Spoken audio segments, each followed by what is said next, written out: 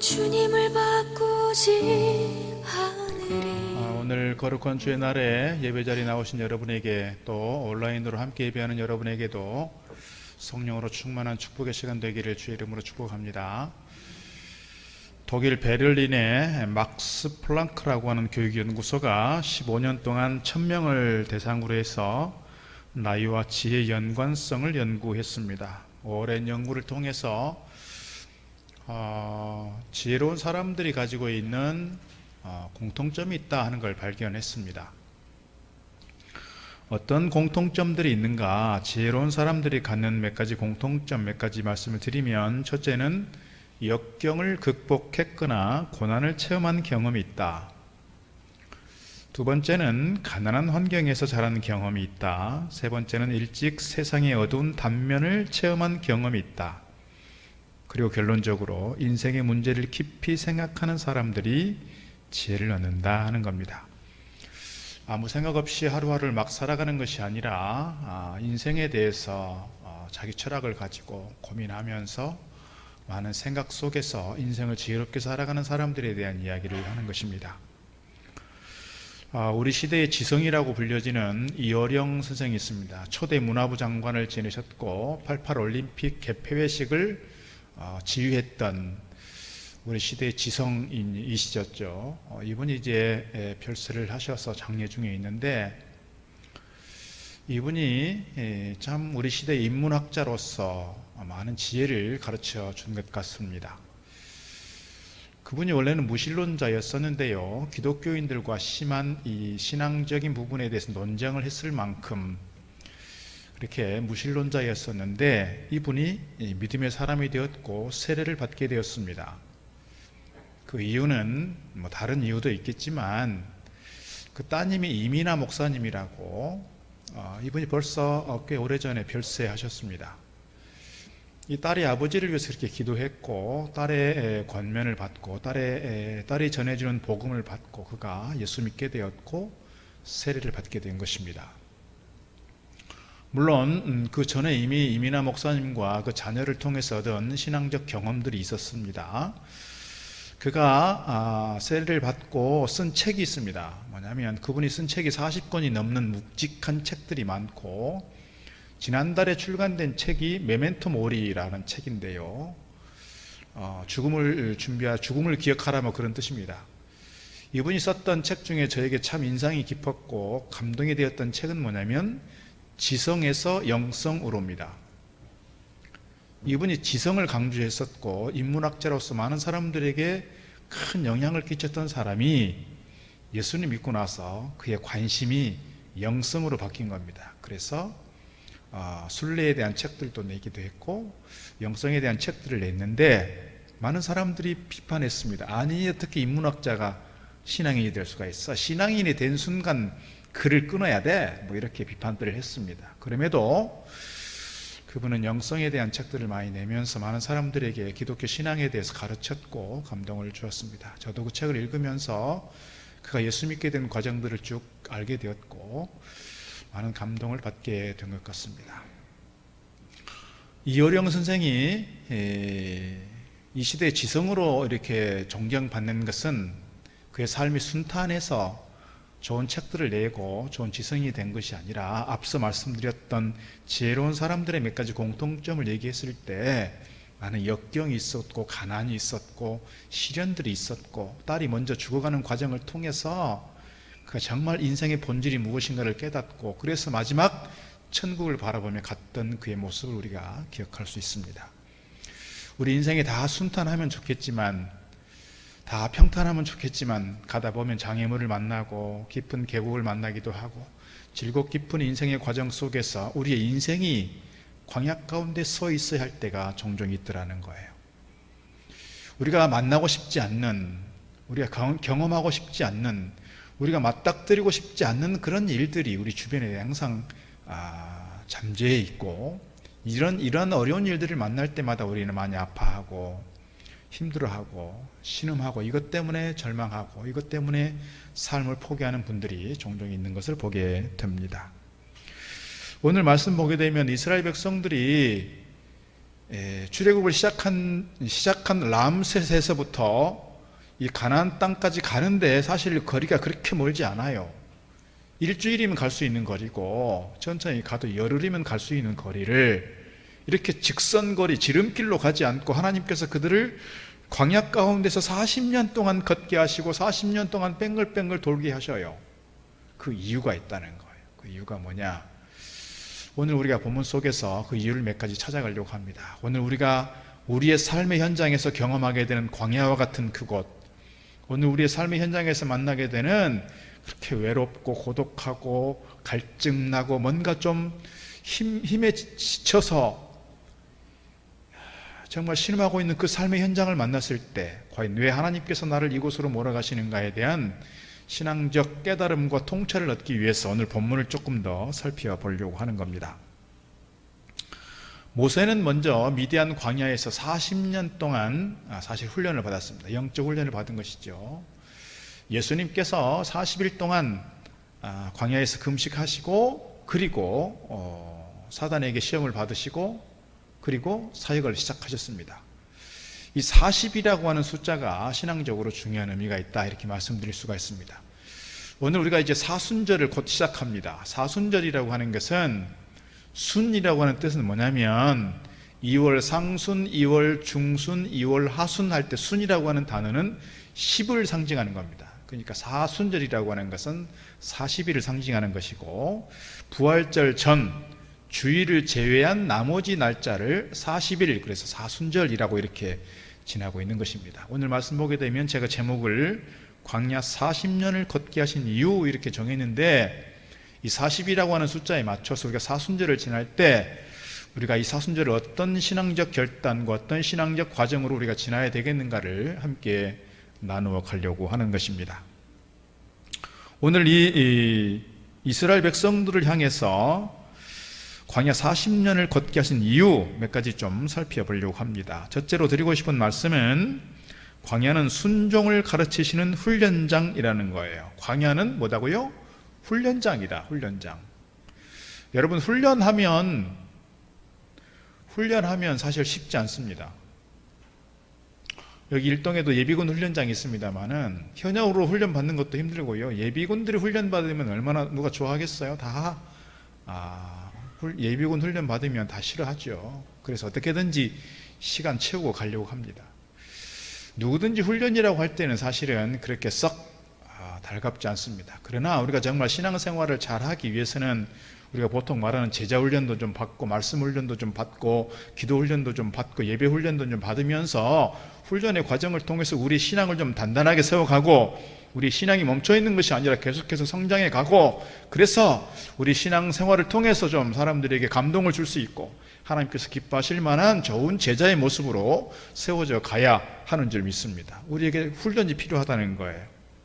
오늘 특별히 이 광야를 통해서 주시는 첫 번째 훈련의 제목은 뭐냐면 순종이에요. 1절 내가 오늘 명하는 모든 명령을 너희는 지켜 행하라. 그리하면 너희가 살고 번성하고 여호와께서 너희 조상들에게 맹세하신 땅에 들어가서 그것을 차지하리라. 너희 모든 명령을 지켜 행하라 그랬어요. 2절 말씀도 네 하나님 여호와께서 이 40년 동안에 너에게 광야 길을 걷게 하신 것을 기억하라. 이는 너를 낮추시며 너를 시험하사 뭐를 시험하냐? 너의 마음이 어떠한지 그 명령을 지키는지 지키지 않는지 내가 알고 싶구나 이거예요. 하나님께서 이스라엘 백성들로 하여금 40년 동안 광야를 걷게 하신 첫 번째 이유는 이스라엘 백성들이 하나님 말씀을 지켜 행하는지 지키지 않는지를 알고자 한다 그랬어요. 다시 말씀드리면 이 40년 동안의 광야 훈련을 통해서 저들은 철저하게 하나님 말씀 앞에 순종해야 하는 것을 배웠다 이렇게 말씀드릴 수 있습니다. 4절 말씀 보니까 사람이 떡으로만 사는 것이 아니요 하나님께로부터 나오는 하나님께서 주시는 말씀으로 말미암아 산다 그랬어요. 특별히 이번 사순절 기간 동안 우리가 신앙적으로 무엇에 좀 집중할 것인가 어떻게 보면 가장 기본이에요. 말씀과 기도로 좀 가보자. 그래서 이 사순절 기간 동안 신약 성경 한번 통독해보자. 우리가 작년에 막 성경 필사도 해서 위에 올려놨습니다만은 성경 써보기도 하고 말씀을 묵상하기도 하고 또 이번에는 사순절 기간 동안 신약 성경 한 번 정도는 통독하면 좋겠다. 하루에 6장에서 7장 정도 읽으면 되겠다 싶어서 그렇게 분량을 정하고 해보는 거예요. 말씀을 읽어갈 때 그냥 지나쳐 버리는 것이 아니라, 그냥 수락 지나가는 것이 아니라, 말씀 한 절 한 절을 보면서 단어 하나하나를 읽어가면서 과연 이 말씀이 나에게 어떤 말씀인지, 나에게 무엇을 하라고 말씀하시는지, 나에게 어떤 깨달음을 주시는지, 내가 그 말씀에 멈춰 서서 말씀을 묵상하고 말씀 안에서 주신 메시지를 들으면서 이 말씀 따라 내가 살아보겠습니다, 말씀 따라 순종하겠습니다 하는 결단이 우리에게 필요하다는 거예요.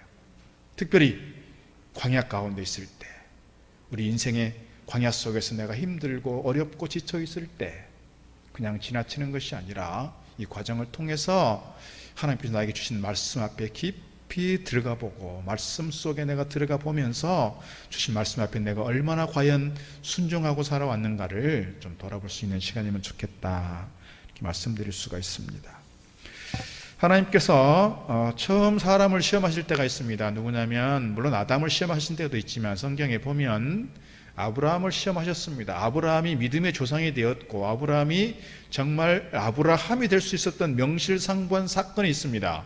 그 사건이 뭐냐면, 아브라함이 100세에 이삭을 낳았잖아요. 이삭을 낳고 나서 얼마나 기뻐했을까요? 아마도 아들 바보가 되어서 아들 때문에 막 죽고 못 사는 그런 모습이었을 거예요. 하나님께서 좀 서운하셨는지 모르겠습니다. 늘 하나님만 바라보고 하나님께 제사했던 그 아브라함이 누구에게 빠져 있어요? 아들에게 빠져 있는 겁니다. 아들에게 집중해 있어요. 그래서 하나님께서 아브라함을 시험하십니다. 과연 아브라함이 지금도 여전히 나를 신뢰하고 있고 나를 사랑하고 있는가? 그래서 뭘 시켜요? 네 아들 이삭을 번제로 드리라 그랬어요. 여러분, 아브라함이 고민했습니까?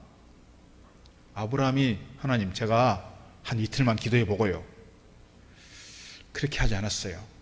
고민하지 않았어요.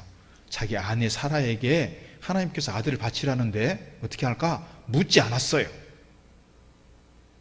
즉시로 아들을 데리고 모리아산으로 갔습니다. 그가 아들을 제사하기 위해서 칼을 쳐들었을 때 하나님께서 그를 멈추게 하셨고, 그에게 새로운 길을 열어주셨고, 그의 믿음을 인정하셨고, 그를 믿음의 조상으로 삼으셨습니다. 시험하신 거예요. 오늘 이스라엘 백성들이 광야 생활 가운데 계속해서 방황하고 있고, 계속해서 광야 길을 걸으면서 그들에게 원하시는 게 있었단 말이에요. 뭐예요? 하나님 말씀에 대해서 전적으로 순종해보자. 순종해보자. 예수님께서 하셨던 첫 번째 기적이 있습니다. 뭡니까? 가나 혼인잔치에서의 포도주 사건입니다. 예수님께서 신적 권능을 가지고 있을 때 저 같으면 그렇게 하겠어요? 쉽게 하지, 일을. 아니, 그 포도주 항아리에 지금 포도주가 비어갔는데 포도주야 채워져라, 이렇게 했으면 얼마나 쉬웠겠어요? 알라딘 그 요술램프처럼 그 항아리를 만지면서 이 비어있는 항아리에 포도주로 채워지거라, 이렇게 했으면 얼마나 쉬웠겠냐고요. 예수님께서 그렇게 하지 않으셨어요. 그 장면을 보시면서, 포도주가 떨어져가는 그 장면을 보시면서 예수님의 어머니께서 예수님에게 이야기하십니다. 포도주가 떨어져가는구나.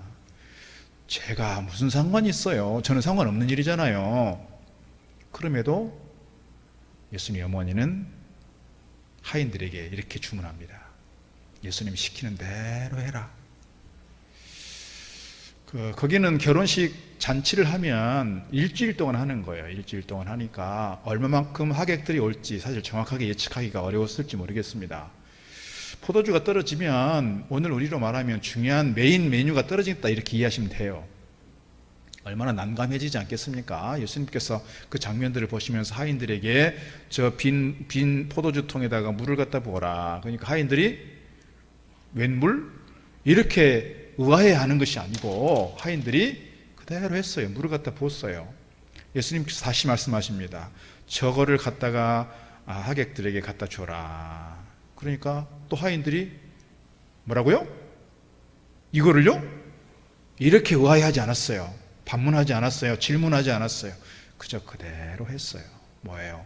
예수님 말씀에 대한 전적인 순종이었어요. 그 순종을 통해서 주님께서 포도주를 만드신 장면이에요. 그냥 요술램프처럼 하시는 게 아니고요. 그 사람들의 순종이 있었기 때문에 가능한 일이었어요. 예수님께서 베세다 들녘에서 오병이어의 기적이 있었습니다. 오병이어 한 사람의 도시락이에요. 하늘 향해서 축사하시고 이것을 제자들에게 주시면서 제자들에게 나누어 줘라 그랬어요. 제자들이 어떻게 했어요? 나누어 줬어요. 어떻게 됐을까요? 5,000명이 먹고 12광주리가 남았다 그랬어요. 누구의 순종이 있었어요? 제자들의 순종이 있었어요. 전적인 제자들의 순종이 있었어요.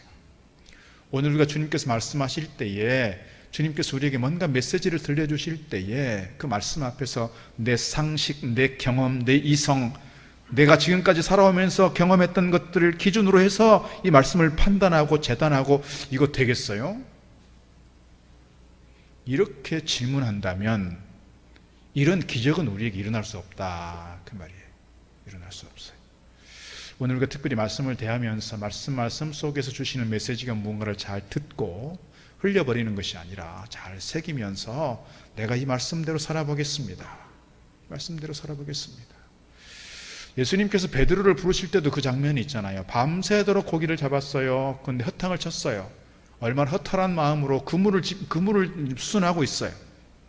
근데 예수님께서 아침에 오셔서 그 베드로를 향해서 하시는 말씀이 뭐예요? 저 깊은 데로 그물을 던져봐라. 베드로의 상식에는 맞지 않는 거예요. 베드로의 경험에는요, 이것이 맞지 않는 거예요.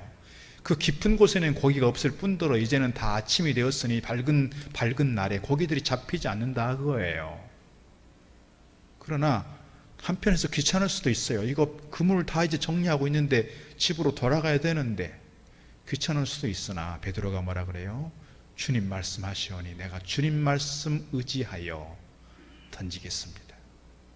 주님 말씀 의지하여 던지겠습니다. 내가 내 상식과 경험과 내가 지금까지 살아오면서 해왔던 고기잡이였던 그런 경력을 내세워 봤을 때는 전혀 맞지 않는 일이지만, 아주 비상식적인 일이지만 내가 주님 말씀 의지하여 던지겠습니다. 그랬을 때 자기 혼자 감당할 수 없는 많은 고기가 잡히게 되었고, 그때서야 주님이 그냥 보통 사람이 아니구나 하는 걸 알게 된 것입니다. 우리에게도 이런 경험이 좀 있으면 좋겠습니다. 주님께서 성경을 통해서 말씀하시고 설교를 통해 말씀이 들려올 때, 뭔가 여러 가지 경로를 통해서 하나님께서 우리에게 말씀하실 때 내 상식과 내 경험을 가지고 판단하는 것이 아니라 말씀을 말씀으로 받고 그 말씀 따라 순종함으로써 이러한 베드로와 같은 기적의 역사가, 오병이어의 역사가, 포도 사건의 역사가 여러분의 삶에 나타나기를 주의 이름으로 축복합니다. 두 번째, 광야는 겸손하게 하시려는 훈련장이다 하는 거예요. 40년을 걷게 하시는 것은 그들을 낮추시고자 함이라 반복해서 말씀합니다. 2절 보니까 네 하나님 여호와께서 이 40년 동안에 너에게 광야 길을 걷게 하신 것을 기억하라. 이는 너를 낮추시며, 3절도 그렇습니다. 이는 너를 낮추시며 너를 줄이게 하시며, 낮추겠다 이거예요. 여러분, 우리가 내가 지금 광야 가운데 서 있다, 내가 지금 광야의 한복판에 서 있다라고 느낄 때 내가 과연 어떤 모습으로 서 있는가를 잘 돌아보면 좋겠어요. 내가 광야의 한복판에 서 있을 때 나로 하여금 하나님 말씀에 순종하게 하시는구나 깨달음이 있으면 좋겠어요. 그리고 더 나아가서 나로 하여금 하나님께서 지금 나를 겸손하게 하시려고, 나를 지금 낮아지게 하시려고 나를 이곳에 세우셨구나, 그런 깨달음이 있으면 좋겠다 하는 거예요. 중세시대에 유명한 교부가 있습니다. 어거스틴입니다. 성 어거스틴에게 많은 사람들이 자기를 제자로 받아달라고 찾아왔습니다. 어거스틴이 가지고 있는 유명세인 것이죠. 많은 사람들을 다 받아서 제자로 삼을 수는 없으니 이 어거스틴이 사람들에게 시험을 하나 했습니다. 많은 사람들 앞에 두고 배추를 나눠줬습니다. 배추를 나눠주고 다 밭에서 심으라고. 근데 배추를 뽑아서 심으니까 어린 거겠죠. 다 어떻게 심습니까? 뿌리가 밑으로 가게 심어야 정상적이잖아요. 그런데 어거스틴이 조건을 달았습니다. 제자로 삼아달라고 오는 사람들에게 배추를 나눠주면서 어떻게 심으라고 하냐면 배추를 거꾸로 심으라고 했습니다. 여러분 같으면 어떻게 하시겠습니까?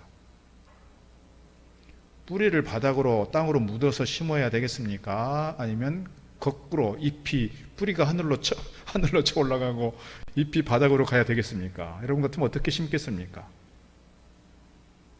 많은 사람들에게 배추를 나눠주고 심으라고 했는데 거꾸로 심으라 했더니 거꾸로 심는 사람 딱 한 사람, 나머지는 다 뿌리를 땅에 박고 정상적으로 심었습니다. 누구를 제자로 삼아야 할까요? 아, 그래, 생각이 있는 사람들이구나 생각하고 그 사람들을 제자로 받은 것이 아니라 어거스틴이 했던 그 말대로 배추를 거꾸로 심은 그 한 사람만 제자로 삼았다는 거예요. 어거스틴이 이렇게 말했다고 합니다. 다른 사람들은 배추를 먹고 살만하다. 그러나 저 사람만은 먹고 살 길이 없으니 내가 저 사람만 데려다가 같이 살겠다. 이렇게 얘기했다는 거예요.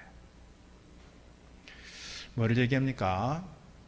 나의 스승으로 삼겠다는 사람, 스승이 무슨 말을 하든 내가 낮은 마음으로, 겸손한 마음으로 스승님의 말씀을 따르겠습니다 했던 그 한 사람, 어거스틴이 봤을 때 이 사람만큼은 내가 무엇을 가르치든 내 가르침에 잘 따르겠구나 생각하고 그를 제자로 받은 겁니다. 하나님께서 사람들을 사용하실 때 어떤 사람들을 사용하느냐, 교만한 사람들을 사용하시는 것이 아니라 낮아지고 겸손해지는 사람 하나님께서 사용하시지 않을까요? 어찌 보면 모세가 높아진 마음 가운데 있을 때 그를 40년 동안 훈련시키셔서 그를 낮아지게 하셔서 그를 사용하신 줄 믿습니다. 사도 바울이 높아진 마음 가운데 있을 때 그를 치고 쳐서 3년 동안 아라비아 광야에서 그를 훈련하시고 낮아지게 하셔서 그를 사용하신 줄 믿습니다. 하나님께서 오늘 내가 높은 마음 가운데 있는 것이 아니라 낮아진 마음 가운데 있을 때 나를 사용하시고 나를 기뻐하시고 나를 통해 일하시는 줄 믿습니다. 오늘 우리가 이것을 기억하고 갈 수 있으면 좋겠다 싶습니다. 예레미야 50장 31절에서 이렇게 말씀합니다.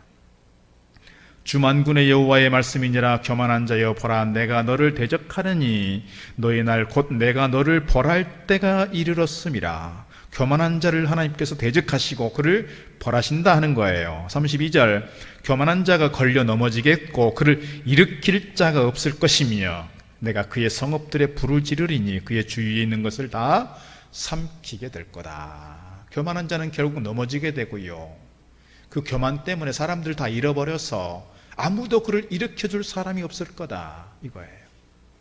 반대로 겸손한 자들에게 빛이 비치고 하나님의 은혜가 임하는 것을 설명합니다. 베드로전서 5장 5절, 젊은 자들아 다 서로 겸손으로 허리를 동이라.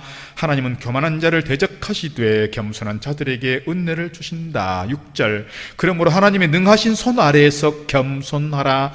때가 되면 저를 높이실 것이기 때문이다 하는 거예요. 겸손하게 하시는 중요한 이유는 뭐예요? 결국 그를 높이 들어서시기 위함이라. 그를 칭찬하시고 그를 세우셔서 많은 사람들에게 자랑거리가 되게 하겠다 이거예요. 오늘 우리가 낮아지면서 하나님께서 우리를 더 귀하게 사용하시고 연단하셔서 우리를 더 아름답게 쓰시는 줄로 믿습니다. 이런 말씀을 기억하면서 특별히 내가 광야 가운데 서 있다 느낄 때, 내가 지금 큰 시련의 강을 건너고 있을 때, 내 주변에 아무도 없다 느낄 때, 내가 더 낮아져야 되는 거구나, 지금 내가 더 낮아지는 자리로 가야 되는 때이구나 하는 것을 깨닫고 결단하고 나아갈 수 있는 저와 여러분 되기를 주의 이름으로 축복합니다. 세 번째, 광야는 어떤 곳이냐? 하나님만 의지하게 하시려는 훈련장이라는 거예요. 광야에서는 여러분 먹을 것을 구할 수가 없습니다. 마실 물도 구할 수가 없습니다. 어떻게 저들이 뭘 할 수 있겠어요? 여러분, 그 땡볕에, 광야의 그 여름의 한 땡볕에 사람이 타 죽어요. 근데 낮에는 그렇게 덥다가 해가 지고 밤이 되면 너무너무 추워지는 거예요. 여러분, 베트남이나 캄보디아에서 사람이 동사했단 말 들어보셨습니까? 아니, 그 더운 지방에 왜 사람이 동사를 합니까? 근데 동사를 한다는 거예요. 일교차가 너무 심하니까 낮에는 뜨겁고 밤에는 춥고 견디지를 못해서 사람 몸이 적응을 못해서 죽는다는 거예요. 이 아랍 지역의 이 사막과 광야가 그렇다는 거예요. 낮에는 너무너무 더워요. 밤에는 해가 넘어가고 나면 추워요. 그래서 하나님께서 그들을 어떻게 하십니까? 만나를 통해서 먹이십니다. 만나만 자꾸 준다고 투덜거리니까 그들에게 메추라기를 주십니다. 그들에게 물을 공급하십니다. 신발끈이 헤어지지 않게 하십니다. 그들에게 불기둥과 구름기둥으로 허락하셔서 그들을 지키시고 보호하십니다. 아무것도 없는 그곳에서 자기 힘으로 할 수 있는 것이 아무것도 없다 느낄 때 그들이 전적으로 누구만 쳐다보게 돼요? 하나님만 쳐다보게 돼요. 하나님만 바라보게 돼요. 하나님만 의지하게 돼요. 그래서 우리가 불렀던 찬송이 543장 그 찬송이잖아요. 어려운 일 당할 때 나의 믿음 적으나 의지하는 내 주를 더욱 의지합니다. 세월 지나갈수록 의지할 것뿐일세 무슨 일을 당해도 예수 의지합니다. 힘들고 어려울 때일수록 더욱더 주님을 바라보고 주님을 의지하는 믿음의 용사들 다 되기를 주의 이름으로 축복합니다.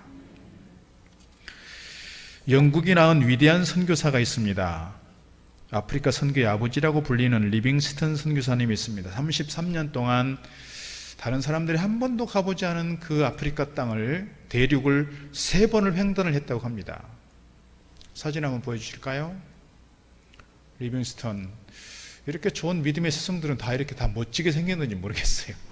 다 이렇게 아름답습니다. 이분이 돌아가시고 나서 어디에 안정이 됐냐면요. 넘겨주시면 웨스트민스터 사원에 이렇게 묘지에 이렇게 안정이 됐습니다. 이 사원은 영국의 왕족들이나 유명한 정치인들이나 유명한 예술가들이 주로 묻히는 곳이 이곳입니다. 우리로 말하면 뭐 동작동 국립묘지 정도 되는 거죠. 이번에 1차, 2차, 3차 대륙 횡단을 합니다. 탐험가이면서 선교사이면서 의술로 이렇게 사람들을 치료하는 일을 했습니다. 3번째 갔을 때는 그 1차와 2차 때는 그래도 다른 백인들이 같이 갔는데 3차 때는 백인은 자기 혼자 나머지는 그 아프리카 사람들 몇 명 동반해서 이렇게 가게 됐습니다. 이빨이 다 빠지고 얼굴은 다 푸석푸석해지고 주름은 많아지고 이 수염이 있지만 수염은 다 하얗게 이렇게 덥수룩해졌고 너무 초췌한 모습으로 쇠약해진 모습으로 가게 됐대요. 아프리카 사람들은 다 백인들이 계속해서 아프리카 지역을 점령하고 정복하면서 사람들 잡아다가 막 노예로 팔아먹고 하니까 백인들에 대한 거부감이 너무 컸는데 이 다 늙어 빠진 이 리빙스턴이 오니까 사람들이 그를 불쌍히 여기게 되었고 측은히 여기는 마음이 생겨서 아니 도대체 이분이 뭐 때문에 우리에게 이렇게 찾아오는가, 뭐 때문에 우리에게 와서 이렇게 사랑을 베풀고 사람들을 고쳐주고 그게 뭔가를 자꾸 얘기하는데 그게 뭔가 듣게 된 거예요. 그래서 많은 사람들이 이 리빙스턴의 이 쇠약해진 모습을 보고 오히려 복음을 듣게 되었고 예수를 믿게 되었고 교회를 세우게 되었다는 겁니다. 1873년에 그가 사역하던 아프리카 지역에서 지금의 잠비아 지역입니다.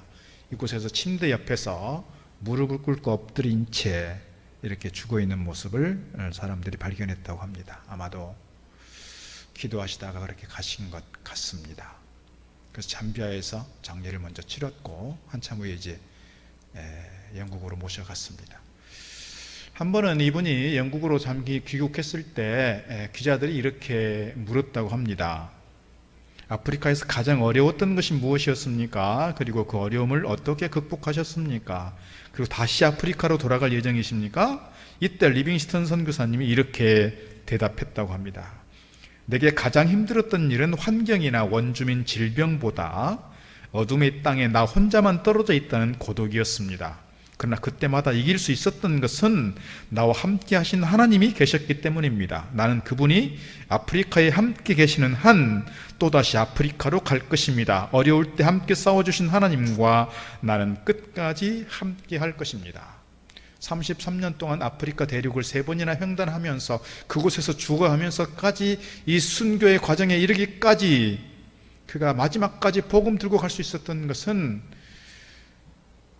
다른 사람들 때문이 아니라 바로 주님께서 나와 함께 하셨기 때문이라는 거예요. 그래서 33년 동안 가장 그가 늘 가슴에 품고 있었던 구절이 뭐냐면 마태복음 28장 20절이라고 합니다.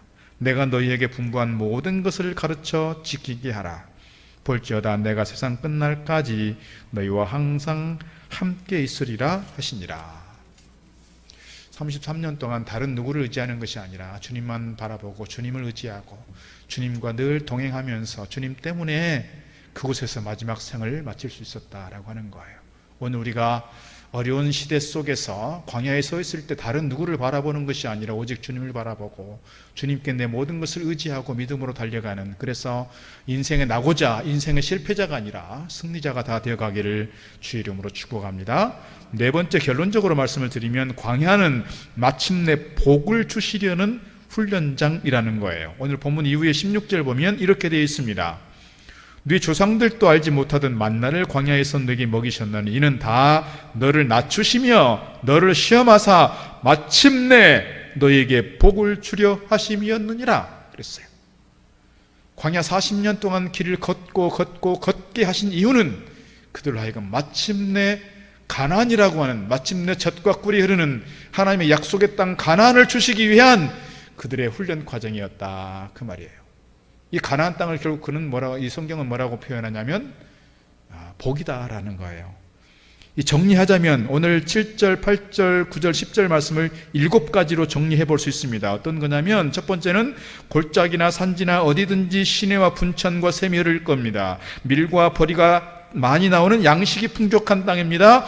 포도나 무화과나 성리와 감람나무가 많은 풍요한 땅입니다. 꿀도 많은 땅입니다. 먹을 것에 모자람이 없고 부족함이 없는 땅입니다. 지하자원이 많고 돌들은 철이요 산에는 동을 캐는 땅입니다. 결론, 좋은 옥토입니다. 이 좋은 옥토라고 결론 지어지는 이 가나안을 향해서, 가나안을 허락하시기 위해서 그들은 40년 동안 광야를 걷게 되었다라는 거예요. 하나님께서 욥을 그렇게 시험하게 하시더니 결국 욥에게 주신 게 있습니다. 뭡니까? 갑절의 복을 주셨다 그랬어요. 하나님께서 오늘 우리로 하여금 광야를 걷게 하신 것은 광야 이후에, 광야가 끝나고 나면 하나님께서 이미 예비해 놓으신, 우리 눈에 잘 보이지 않는 위장되고 잠재되어 있는 그 복이 우리를 기다리고 있는 줄 믿습니다. 지금 여러분 가운데 광야의 삶이라고 고백되어진다면, 여러분의 삶이 시련의 강을 건너고 있는 중이라면 하나님께서 나를 이를 통해서 훈련시키는구나, 내가 그래서 절망하고 무너져 버린 것이 아니라 더 단단해지고 더 성숙해지고 더 성장해서 하나님께서 기뻐하실 만한 좋은 일꾼으로 세워져 가야 되겠구나, 그런 다짐과 결단 속에서 하나님께서 우리를 향해 예비해 놓으신 그 복을 향해서, 그 가난을 향해서 힘있게 달려가는 저 여러분 되기를 주의 이름으로 축복합니다. 기도하겠습니다. 하나님 감사합니다.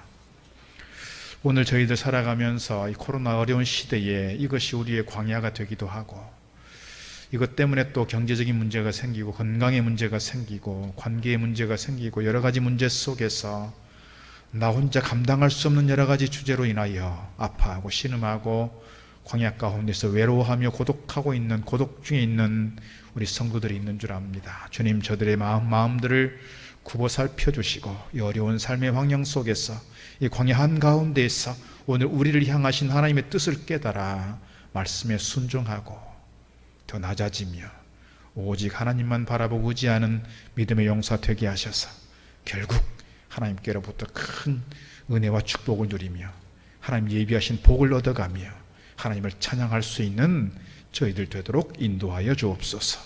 예수님 이름으로 기도드리옵나이다. 아멘. 나도 주님을 바꾸지 않으리. 다른 어떤 은혜 구하지 않으리. 오직 주